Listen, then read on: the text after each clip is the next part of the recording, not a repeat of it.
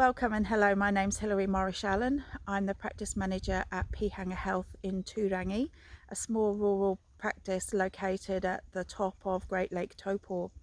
I'm very privileged to have been given the opportunity to talk to you about some of the challenges that we face as a small practice and how as a leader and as a team we have coped through the increasing levels and de-escalation from COVID-19. I think one of the key things that I've felt and learned over the time has been around ensuring as a leader I am calm and measured, and that I ensure that the team doesn't get swept up in any kind of hype, and that the decisions and the processes we put in place are based on good information and good science. It's very easy to run around in those early days and wanting everything to be in full PPE and getting quite nervous and uncertain. And I think we handled that really well by being ahead of the curve. Nevermore has the maxim of think, plan, do, review been more important than in those early days.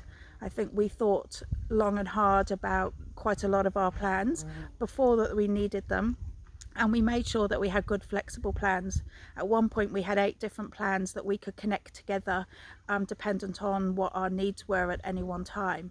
And I think having those plans, even though some of them were only in sketch form and not really very well worked out, gave us a good sense of calmness and our ability to step through all the changes that were happening on a daily, hourly basis at some point. And I think our team's ability to be flexible, to test what we were doing, to be willing to review and change it and be constantly adapting to refine and improve what we were doing was really important to our success. The team were great at adapting, but the importance of communication between members became critical. We had our team spread at home, some in the practice, or some in lockdown, some in quarantine, and that created all sorts of challenges for us, because we are a very close-knit team that just likes to spend time together. We instigated Zoom huddles in the morning and in the afternoon, and we made sure that we kept the communication flowing through everybody on a regular basis, and that was really important so that everybody was on the same page and also felt included. We celebrated the things that still needed to be celebrated. We had our first virtual 60th birthday party. We had lots of different kinds of activities to keep everybody engaged. The first week was Show Your Cat Week on Huddle, where everybody showed their pets, and then we had a hat week where everybody wore a hat, and all of those kind of things. And I think that was important about keeping the team together and also focus on positive things during what was quite an uncertain time. But I think most of all we learned more than anything the importance of community relationships.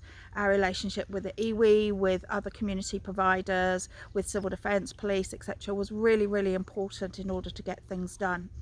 And that local solutions to local problems was critical.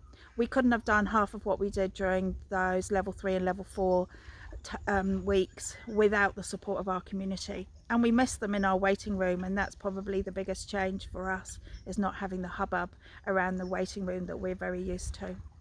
It has been a challenging time for everybody, but I'm chuffed at how well my team has adapted, taken on new technology, taken on new ways of working, and how we continue to refine what we're doing so that we can continue to deliver really strong services to our communities. Martini Marmanor, Ka rapa te whai. By many, by thousands, the work will be accomplished.